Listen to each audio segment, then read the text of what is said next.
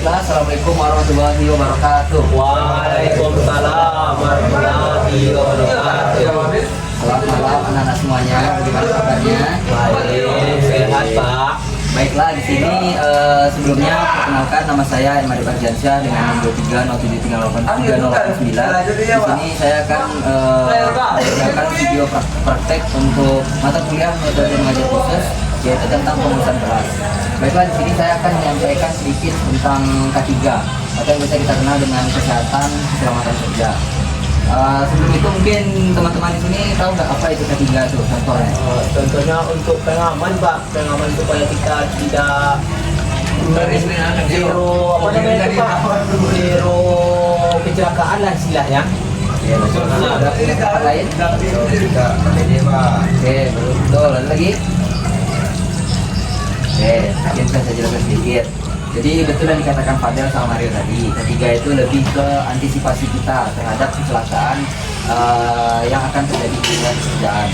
Kita contohkan aja pada pengecatan. Contohnya pada pengecatan ini K3 itu yang pertama diperlukan bagaimana sikap kita yang harus kita lakukan pada saat pengecatan sesuai dengan SOP atau prosedur yang benar. Kemudian untuk alat yang dibilang tadi yaitu APD, alat pelindung diri.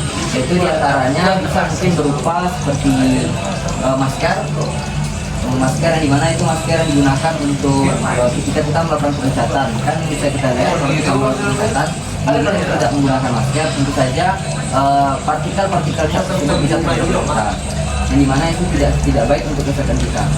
Terus juga mungkin pakaian pelindung yang mana mungkin kita pada saat kita langsung menggunakan baju seperti ini saja kan, jadi kita harus menggunakan baju pelapis sehingga baju yang kita pakai itu tidak terkena cat langsung gitu. Nah itu contohnya pada pengecatan. Kalau contohnya itu yang lain itu pada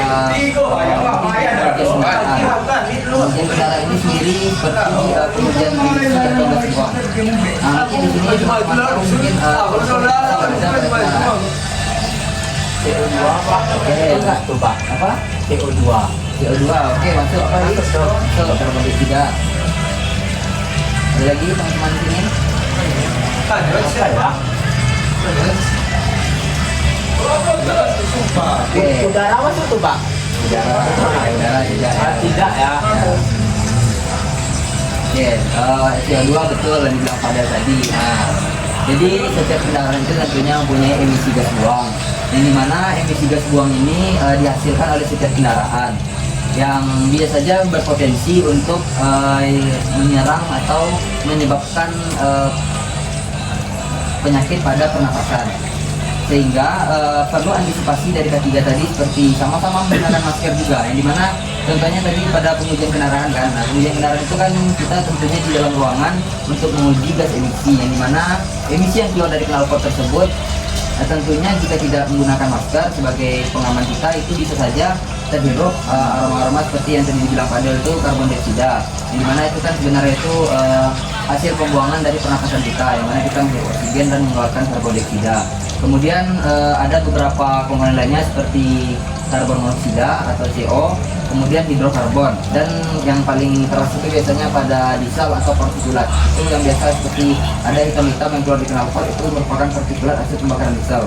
Nah, jadi dengan kita menerapkan K3 pada semua pengujian dan pengecatan tadi, kita bisa meminimalisir bahaya yang terjadi pada tubuh kita untuk kemudian harinya. Yang dimana jika mungkin kalau untuk awal-awal kita seperti kalau sekali-sekali aja mungkin nggak apa-apa, tapi misalnya kalau kita kerja di bidang itu mungkin akan lebih berefek ke tubuh kita di tua hari nanti.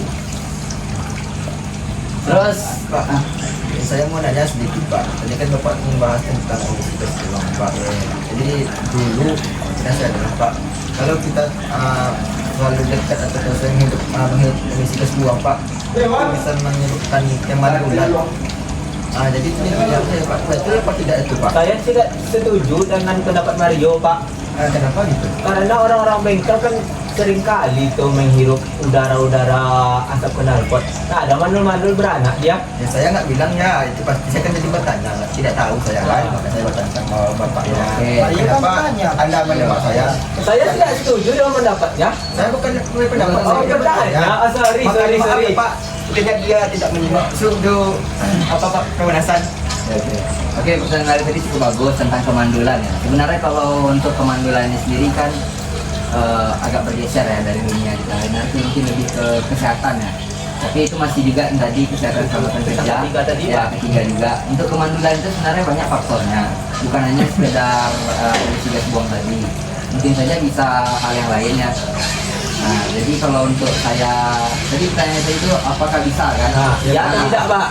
Aku dulu, Ah. apakah bisa? Tapi saya tidak bisa memastikan apakah bisa atau tidaknya gitu. Karena Jadi- saya sendiri tidak punya bagian untuk menjawab itu. Jadi banyak faktor lainnya. Mungkin bisa, tapi Mungkin. belum tentu pasti bisa. Nah, itu Mungkin juga. berarti tidak pasti ya Pak. Ya, tidak pasti. Mungkin bisa. bisa. Nah, oke. Gimana Mario, ada yang kurang? Sangat puas sekali Pak. Jadi penasaran saya sama ini tidak terjawab. Baik, terima kasih Mario pertanyaannya. Kemudian apa lagi yang Saya ada pertanyaan Pak. Bapak tadi memberikan materi tentang pengecatan menggunakan masker. Tapi saya lihat Pak di bengkel-bengkel, di bengkel pengecatan banyak yang nak pakai masker Pak. Dia mengecat body itu Pak. Langsung aja paling pakai itu Pak, baju dibalik diikat di hidung Pak. Itu Pak dengan itu APD-nya. Itu apa solusinya dari Bapak yang membahas tentang ketiga tadi Pak, buat Indonesia lebih sehat lah istilahnya Pak? Jadi saya tidak ya, Bapak ini kan cuma guru, bukan pemerintahnya. Saya bertanya apa solusi? Ya, saya kan menjawab. Jadi solusinya nih. Ya, apa Ini kan solusinya? cuma guru, kan saya ngajak kita, bukan pemerintah yang akan mengedukasi untuk kesehatan Indonesia. Indonesia emas 45. Jadi kalau bertanya sama Pak ini tidak. Saya tidak puas dengan jawaban Kalau saya Anda. cuma pakai ya pakai masker. Tidak puas, saya tidak puas. Ada orang lain tidak bisa Bapak ini nyawa wenang di sana. Ya kan dia tidak membahas Tunggu, ketiga. Sabar pula. Jadi pertanyaan Pandel tadi cukup bagus. Nah, Mario juga cukup bagus dibilangnya karena di sini kan saya sebagai penyampai materi aja untuk masalah itu kan sebenarnya kan bengkel ini sebenarnya ada bengkel resmi sama bengkel yang itu. Mungkin yang pada lihat tadi itu adalah bengkel yang bukan resmi. Karena biasanya kalau bengkel resmi itu sudah pasti menerapkan SOP standar operasional prosedur. Nah, yang dimana SOP itu sudah pasti menggunakan masker terus lengkap dengan APD lainnya. Betul. Mungkin yang pada lihat tadi itu mungkin tidak memenuhi kriteria sebenarnya. Berarti kalau tidak memakai ketiga dan kalau tidak resmi itu berarti kita tidak boleh mencat di situ Pak, dead body. Karena tidak ketiga nih Pak. Izin Pak, menjawab ya Pak. Mungkin untuk menjawaban pertanyaan tadi benar Pak. Bukannya tidak boleh gitu, tapi semua tergantung kita. Apa yang kita kasih dengan harga yang pas gitu, pasti ada hasilnya gitu. Nah, kenapa orang itu berpakaian seadanya dan memperlakukan alat seadanya gitu? Karena harganya juga pas.